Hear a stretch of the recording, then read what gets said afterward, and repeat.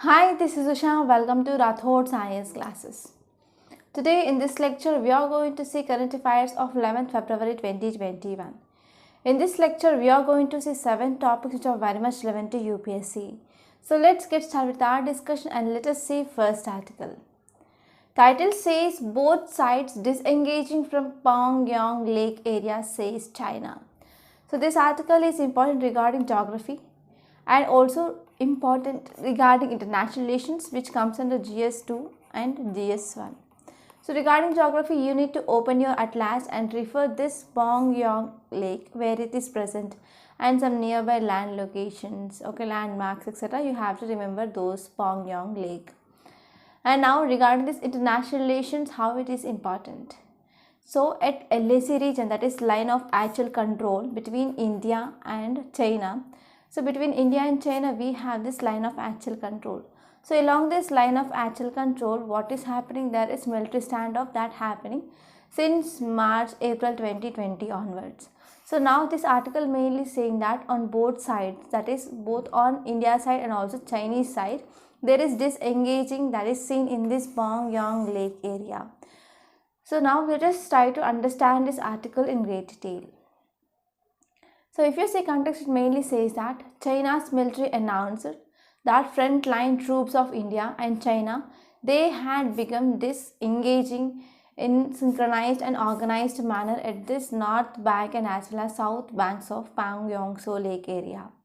And if you see some important details, it mainly said that this step mainly restarts the stalled process of disengagement in most protracted military standoff. So in this military standoff that is happening from May April 2020 onwards, now this is mainly some restart step for disengagement along this border area. So this is first phase of disengagement with some tanks and as well as some armored elements from south bank that is being withdrawn. So this is first step of disengagement. And next one is it would be multiple step process that will be helpful for disengagement and as well as de-escalation along this line of actual control. So these are some important details which are said in this article.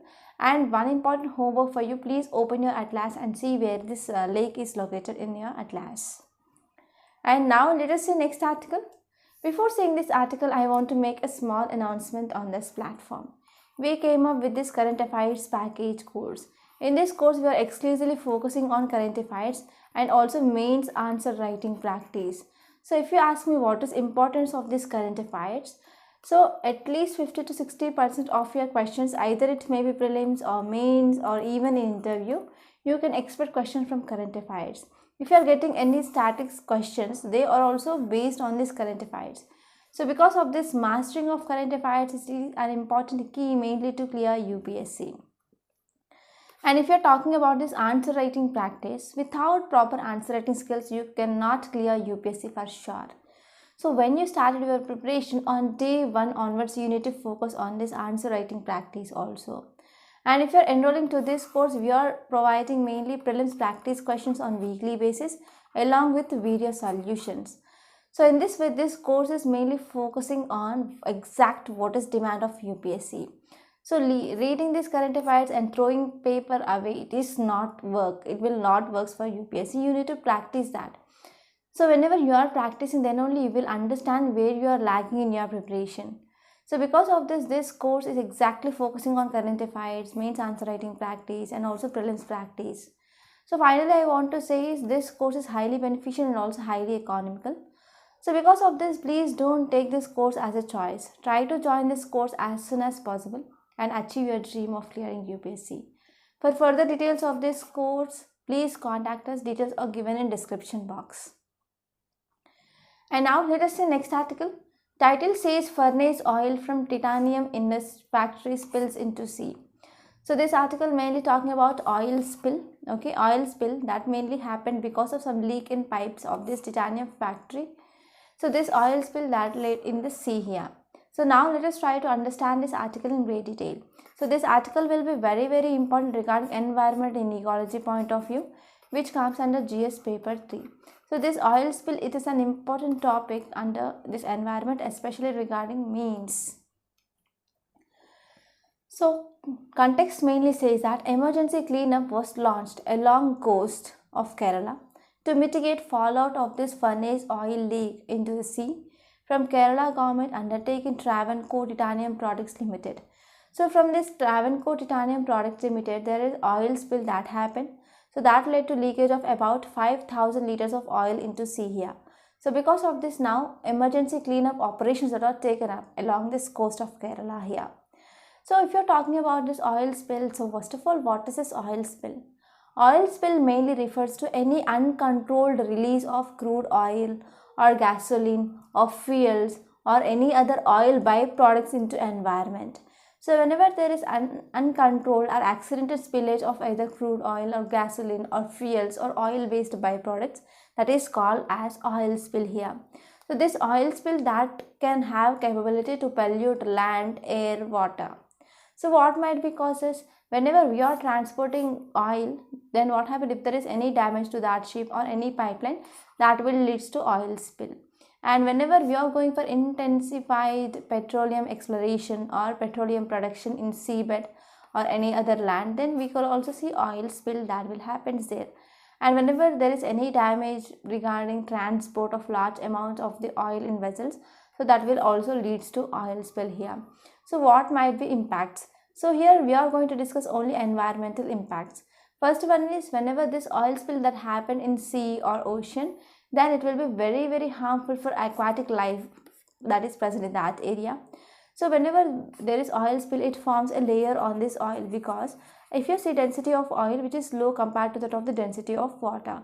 So because of this, there is a tendency of oil to float on water and it will form a layer on water. So because of this, it will prevent sufficient amount of sunlight that is penetrating into the water. It is very important for some of the plants which are present inside that sea or ocean. And next one is it will also decrease dissolved oxygen here.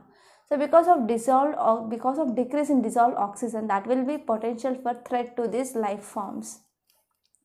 And next one is oil mainly retains insulating and as well as waterproofing properties of feathers and as well as fur of birds here. So because of this, birds will die because of hypothermia, that is low temperature. And next one is whenever this oil which is ingested by marine life forms or any aquatic life forms, that will be also toxic and dangerous here to their habitat, and also that will also lead to some reproductive changes or reproductive rate changes that will be seen in these marine forms. And next one is saltwater marshes and mangroves. They are frequently suffer from these oil spills. So these are some environmental impacts because of these oil spills. And now let us see how we are going to clean these oil spills. So I tried to include much content here because this will be very important for mains. So whatever these procedures are present for clearing of these oil spills, so you can get direct question like what are measures that can be taken to clear these oil spills. So in this way, this part will be very essential for mains. First one is we can use containment booms.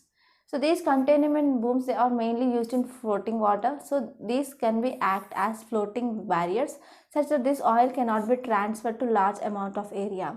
So in this way, whenever we are using these containment booms, that will be used to restrict the spread of oil, and it will also allow recovery, removal and dispersal of this oil.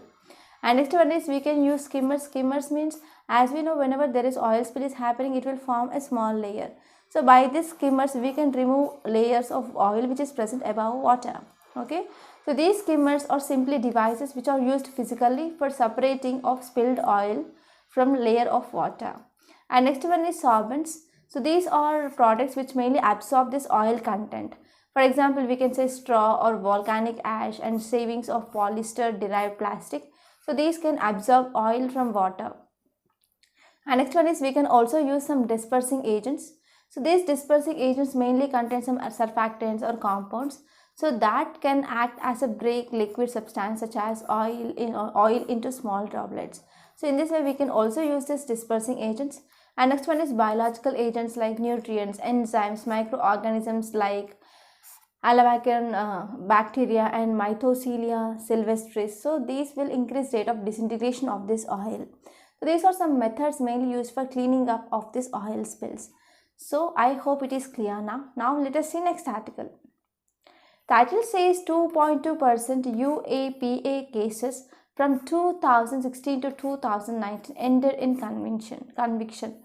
So number of cases which are arrested under this UAPA is high, but only 2.2% of cases that are between 2016 to 2019 they ended with conviction. So this article is important regarding polity point of view, and you need to know some facts regarding this UAPA regarding prelims. Now let us try to understand some context and as well as some important details which are given in this article. And also we are going to see some facts regarding this, what is this UAPA also. So context says that only 2.2% of cases they registered under this Unlawful Activities Prevention Act between 2000 and 2016 they are convicted here.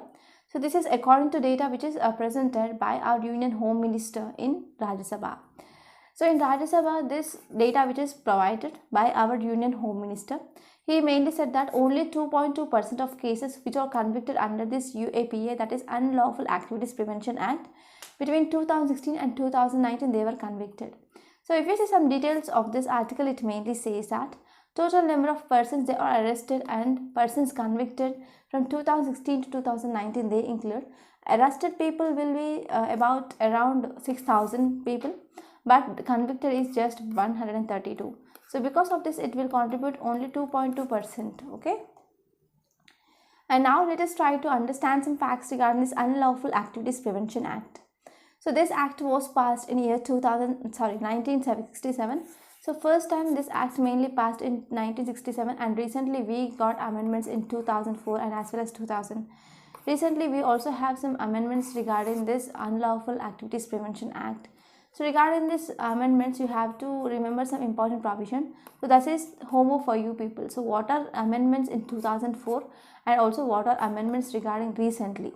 Okay, and if you see important aim of this Unlawful Activities Prevention Act here is effective prevention of unlawful act associations in India. And next one is this act mainly assigns absolute power to central government. So whenever central government which is deciding or deeming any activity that comes under this Unlawful Activities Prevention Act, then that central government that also declared as this so and so activity will come under this UAPA. And next one is both Indian and foreign nationals they can be charged under this act. So if you see under this act there will be higher punishments. So that will be death penalty and also life imprisonment. So under this Unlawful Activities Prevention Act, investigating agency that can file a charge sheet in maximum 180 days after arrest, and also duration can be extended further by taking some permission from court. So these are some important facts that you should remember regarding this article. And now let us see next article. Title says denying women the right over their bodies. Neither state nor doctors have any right to deny a woman a safe abortion. So this article mainly talking about MTP Act. Okay, so this MTP Act mainly talking about termination of pregnancy. So this act will be important regarding polity and also health, which comes under GS paper 2. And this article will be important regarding both prelims and mains. So the opinion which is given, so we don't need to know about that opinion, but if you see in recently January, February 2020, so there are many news which are come up in newspaper regarding this MTP bill 2020. So because of this, now we are going to discuss this article in very great detail, and I will try my level best to understand some provisions of this bill. So this article mainly talking about Medical Termination of Pregnancy Bill 2020. So if you're talking about this Medical Termination of Pregnancy Act that came into existence in 1971. So this act mainly framed in 1971 to reduce maternal mortality ratio because of unsafe abortion. So because of unsafe abortion, mainly to reduce this maternal mortality ratio. So whenever pregnant women they are going for unsafe abortions, then what happens? That will lead to increased risk of maternal mortality rate. And if you see, one important aim of our government is to decrease MMR.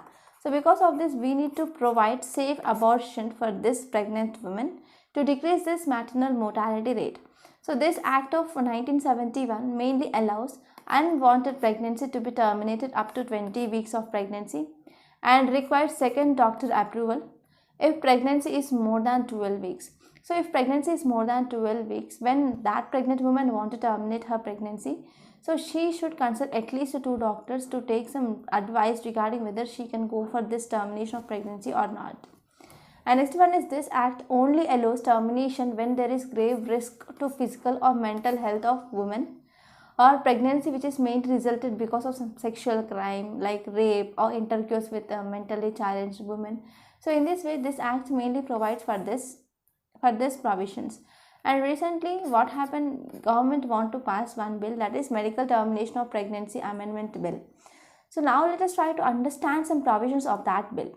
First one is, it mainly proposes that there is a need of enhancing of upper gestation limit for aborting pregnancies. So we need to increase upper gestation period to 20 to 24 weeks. We need to extend 1 month. And next one is, no upper gestational limit for terminating pregnancies with substantial fetal abnormalities. If there is any abnormality in fetus, like either physically or mentally, so for that there will be no upper gestational limit. And next one is, step towards safety and as well as well-being of a woman. And this move will also help strengthen access to comprehensive abortion care under strict conditions without compromising service and as well as quality of safe abortion. And next one is, this will also ensure dignity, autonomy, confidentiality and also justice for women whenever they need to terminate this pregnancy. So these are some provisions of this bill. I hope it is clear now. Now let us see next article. Title says, taking the long view in China. So this article, it is mostly China centric, but we are going to discuss some important points that will help to understand dynamics or changing dynamics across world here. So this is very good article, but we need to filter what is required for UPSC.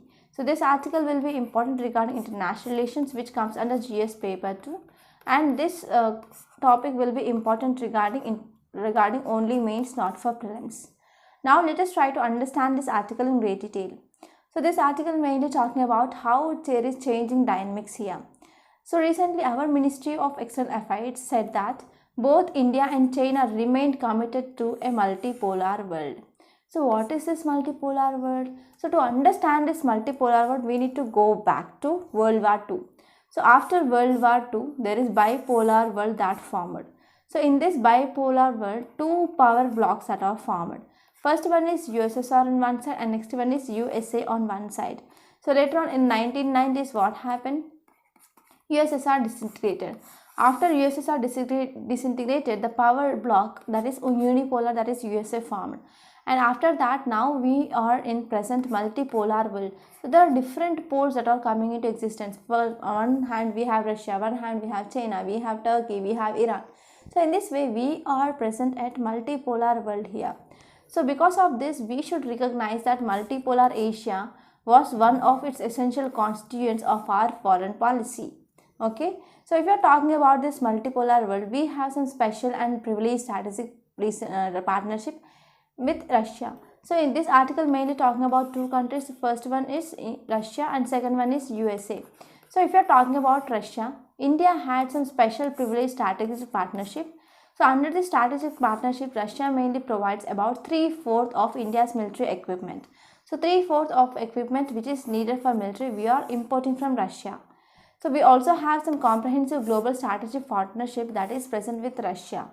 And if you are talking about security issues, to maintain this security issues, we are moving inclined towards USA here. So with USA, we have US Strategic Framework for Indo-Pacific 2018 and USA-led group, that is Quad. It is Quadrilateral Security Dialogue. So in this Quad, there are 4 members. First one is India, second one is USA, third one is Japan, and fourth one is Australia here. Regarding Japan and Australia, they are also have some concerns with China here. So because of this, these 4 countries together come forward and form this Quad. So this is commonly also called as anti-China alliance here. So if you are talking about USA, recently government had changed. So now US President is Joe Biden. Joe Biden sees China as a strategic competitor rather than that of strategic rival here. So it may have some changes in this Quad also. So in near future, we are going to see some articles regarding this changing of this US and China foreign policy. And if you are talking about especially foreign policy of India, so we are mainly focusing on 2 sides of China's conundrum. First one is we are mainly defining engagement with its neighbors. Okay, so if you're talking about how China, which is increasing power, or how it is countering India here, is it is increasing its presence in neighborhood. In yesterday's lecture and day before yesterday's, we studied about Sri Lanka East Container Terminal. So in this East Container Terminal, India, which is denied it access or for improvement or development of this project. And even near Sri Lanka, there are some islands which are very close to India's coast here, that is just 50 kilometers. So in that area, there is also China coming up with energy projects, right? Energy projects are coming up in these 3 islands which are present near to boundary of India. And if you are talking about Myanmar, when Myanmar also China coming up with China-Myanmar economic corridor, and there is increasing influence of China in Myanmar. And if you are seeing this side, we have Pakistan. In this Pakistan also China had good links with this Pakistan. It is coming up with China-Pakistan economic corridor, etc. Okay, so these are some important things that you should remember here. So in this way, China, which is following these 2 sides of China concurrendum. First one is it is increasing its management with neighbors. Okay, and also it is consolidating and expanding of this belt and road initiatives, and remaining is involved with strategic, security and also technological concerns of US located across vast Pacific Ocean. So recently we studied that in South China Sea region, here US ship that is moved very near. So because of this, China mainly says that it is violating our sovereignty and integrity of China. So these are 2 important things which are mainly faced by this China concurrendum. So if you are talking about BRI countries, they are using mainly renminbi. Renminbi, it is currency of China in financial transaction with China here. So in this way, whenever this BRI countries or BRI project which is expanded in many countries, then what happened? Finally, this renminbi, that is rupee of China, that can be replaced by this dollars. So because of this, globally we can see there will be decreasing of this USA in globally. So if you are talking about European Union also created its own cross-border clearing mechanism for trade, and also it came up with investment agreement with China and also in most of Asian countries by this European Union. And if you are talking about India and US, they are mainly lies in US declared strategic objective of promoting an integrated economic development model. So if you are talking relationship between India and US, we had some strategic objective that will mainly promote also integrate economic development model. So in this way, Indo-Pacific as a credible alternative to BRI. So in this way, whenever we want to counter this broad with BRI, that is project of China here, when you want to counter this BRI, broad and road initiative, then what happened? Then we have to go for other alternatives. These other alternatives can be drawn from this Indo-Pacific region here. Okay, so in this Indo-Pacific region, we can increase the movement of vehicles, and we can go for increase in surveillance in this area, such that we can counter this China in this Indo-Pacific region, such that we can counter this BRI. So if you are talking about India, it is mainly moving towards steps towards $5 trillion economy, and in this context we mainly shifted our indigenous capital military equipment, and also we are moving towards research in science and technology, and we are also coming up with STIP, that is innovation policy, and it mainly underline impact and also capacity and interest of India. And if you are talking about ASEAN, so if you are talking about ASEAN, when we want to connect with this ASEAN, we have only one route, that is through Myanmar. But in this Myanmar, there is increase in influence of China that is happening, and from last 3-4 days we are seeing many articles regarding this Myanmar, correct? So because of increase in China's presence here, we cannot go through Southeast Asia and Asian countries. So in this way, whenever there is increase in presence of China, it can block India to move towards Southeast Asia, etc. And if you are talking about RCEP, in RCEP also India, it is not a member now. So because of this, whenever India came out of this RCEP, this space will be filled by China. So these are some important things that you should remember regarding this article. Now let us see next article. Title says origin and spread. So this article mainly talking about SARS coronavirus 2. So this article mainly told about one important point that you should remember here. That's it. Because regarding this coronavirus, articles regarding research will come okay. So because of that, there is no need of focusing exclusively on what research what said. So you have to know overall idea what is it. So this article will be important regarding health, which comes under GS paper 2. Okay, Now let us see this article in great detail.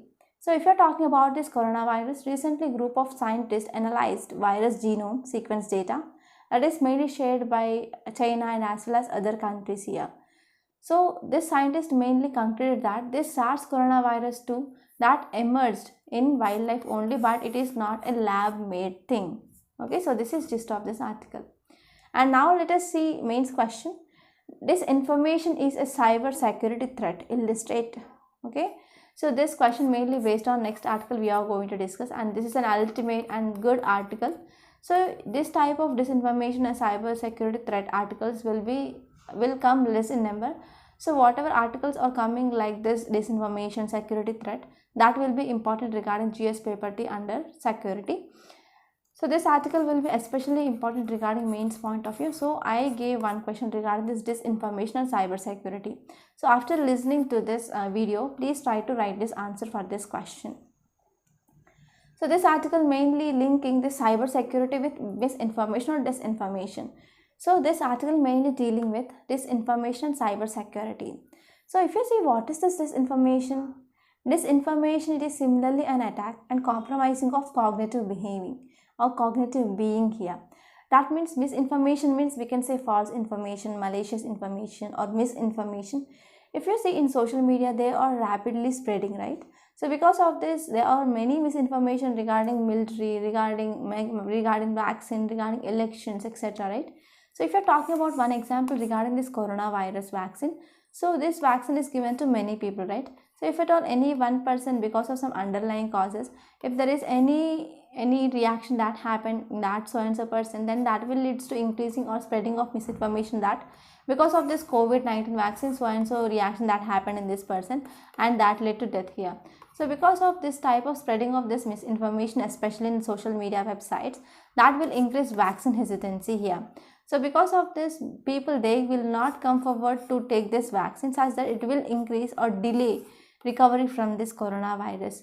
And if you're talking whenever there is increase in hesitancy in local Indian people to take Indian vaccine, then if you are sending this vaccine or exporting this vaccine to other countries, so in other countries also people may say that here those people in which country this vaccine is manufactured, they are only not taking this vaccine. How can we depend on those vaccine? How can we take that vaccine? So in this way, it will also erupt market. So it will also lead to some market alterations. So this market will be occupied by other countries' vaccinations, for example Moderna, Pfizer, etc. So in this way, it will also affect economy also. So in this way, this misinformation or disinformation has huge impacts on society. And if you're talking about elections, so because of spreading of misinformation or disinformation regarding this elections, and what happened, it will leads to some polarization. How it will lead to polarization? If at all any video which is becoming viral and which is circulating in social media, so if at all it is affecting any religious sentiment, then that will lead to polarization, and finally that will lead to increase in social tensions. So because of polarization, increase in society tensions or social tensions, that will also have some impact on the output of these elections also. And next one is some actors like national state actors, ideological believers, violent extremists, economically motivated enterprises. They mainly manipulate information ecosystem. So that will create mainly social discord and increased polarization, and also that will lead to influence that is seen on outcome of elections also. So if you are talking about cyber attacks and what is difference between this disinformation. So cyber attacks mainly aim here, it is to infect this computer infrastructure here. So that can be mainly done by either through malware or viruses, social engineering, trojans, botnets, etc. But if you see regarding this disinformation, which mainly exploits our inherent cognitive biases. So because of spreading of this disinformation, we can also inherit some cognitive biases and also some logical fallacies. And these can be mainly done by mismanipulated or misconceptualized. And next one is misappropriated information. For example, deep fakes. So regarding this deep fakes, we discussed number of articles, editorials in our Hindu, and also cheap fakes. So through these ways, there can be spread of this misinformation or disinformation. And if you see, this article mainly talked about one important thing, that is cognitive hacking. So whenever there is any misinformation that is spread in society, for example regarding so and so fruit, if you are consuming that so and so fruit, then it will be very healthy, it will become very young, so you will not become old. Then in that way, whenever this information which is spreading in news media or any social media, then people mainly they will go and they will opt their food and they will eat those food, such that there will be increase in consumption of that food, there will be increase in demand for that food. So that will lead to profit of that company which is coming up with so and so product here. In this way, it will create some positive impact.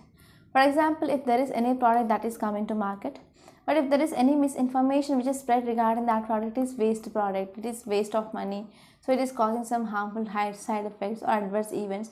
So in this way, what happens, whenever this product which come into market, then people they will not go and buy that product. So because of this information, what happens, sometimes we can have some positive impact, mainly for increasing of our business, and for sometimes we can see that will have some large impacts on society regarding polarization, and also that will also impact economy, so and so. In this way, we can see this spreading of this disinformation that will create some cognitive hacking. That means it will also change in behavior of people, behavioral changes that can be seen mainly through this cognitive hacking, and this can be done to spreading of this misinformation or disinformation. So the threat from disinformation, conceptual propaganda here. So in this way, here people mainly attack or exploits psychological vulnerabilities, perpetuates biases, eventually compromises logical and critical thinking here. So for example, there is recently spreading of misinformation regarding some elections of US President 2020. So because of this, that led to huge scale of violence in US, right? So because of this, without we are going to think that logical thinking or critical thinking, we are blindly believing those misinformation and we are acting towards that. So it is called as cognitive hacking here. So this is also called as cognitive dissonance. So this cognitive dissonance, which is one of important topic in your ethics also. So this cognitive hacking mainly attempts to change the target audience thoughts and also actions. So whenever we are going for this cognitive hacking, so it will be mainly affected on psychological behavior of people. So it mainly targets audience thoughts and also actions here. So in this way, it will also create or galvanize societies and disrupt harmony in societies here. So this is one of important threat which is mainly posed by this disinformation. So if you see some examples here, QAnon mainly spread some false information regarding US 2020 presidential elections, and because of this, that led to wide range of violence. And next one is conspiracy theorists, mainly from UK, Netherlands, Ireland, Cyprus and Belgium. They burned 5G towers. Mainly they believe that these 5G towers are responsible for spreading of coronavirus. And next one is because of this COVID-19 disinformation campaigns, it mainly prevented people from wearing mask here. So already it has been 8 months, so I would not affected with this coronavirus, then what is need of wearing this mask? I won't wear mask. So in this way, it will also create some behavioral changes, and it is very potentially dangerous here. And also some people, they will going for alternative therapies for this virus, and as well as they will not moving outside to take this vaccine here. So these are some important impacts of this disinformation campaigns also. And next one is, if you're talking about the cyber security attack, so there is one important thing, that is distributed denial of service. So DDoS, it is important component of the cyber security attack here. So through this DDoS, it is a well coordinated cyber security attack, and it is mainly achieved by flooding it networks and as well as super fast requests, such that it can connect and also overload system that will help to prevent legitimate request here. So when we want to identify what is the cyber security threat and how to prevent this cyber security threat, we are going to use this distributed denial of service. So we are not providing any information under that. So in this way, what is need of this disinformation and what can be done here? So if you're talking about disinformation, well coordinated disinformation campaign that will rapidly spread some false information or noise, etc., such that it can also use some deep fakes that will affect democracy, and that will finally lead to polarization in case of elections here. So in this way, what is the thing? The first thing we need to do here is we need defense in depth strategy. So in this defense in depth strategy here, if one line it is not act here, so we have second line. So if this second line will also not using, and we can use third line here mainly to deal with that. So in this way, for disinformation also we need to come up with defense in depth strategy here. So this defense in depth strategy mainly identifies disinformation actors and also it will help to remove them. And next one is cyber security education. So under the cyber security education, different stakeholders like technological industry, civil societies and government, they need to come up with coordinated effort mainly to make users aware of cyber threats like phishing, viruses and malware. So how these steps are taken mainly to prevent this cyber security attacks. In this way we can also come up in regarding this disinformation also. We can include industries with public private partnership models such that we can invest in media literature efforts also. And next one is we need to go for media education. So we can make a big difference mainly in understanding context, motivations, challenges of disinformation. Mainly that will help to reduce the damage that is causing by this disinformation. And next one is freedom of speech and expression. These are protected rights of people mainly in most of democracies here. But we need to have a balance regarding this. What is this freedom of speech and expression and till how much extent we need to go. So this should not include any spreading of misinformation. Spreading of misinformation, that should not come under freedom of speech and expression here. So balancing of these rights, it is one of important challenge that should be faced by government here. So this is gist of this article. By this we are concluding today. I hope you enjoyed this lecture. Please subscribe to my channel and don't forget to like, share and comment my videos.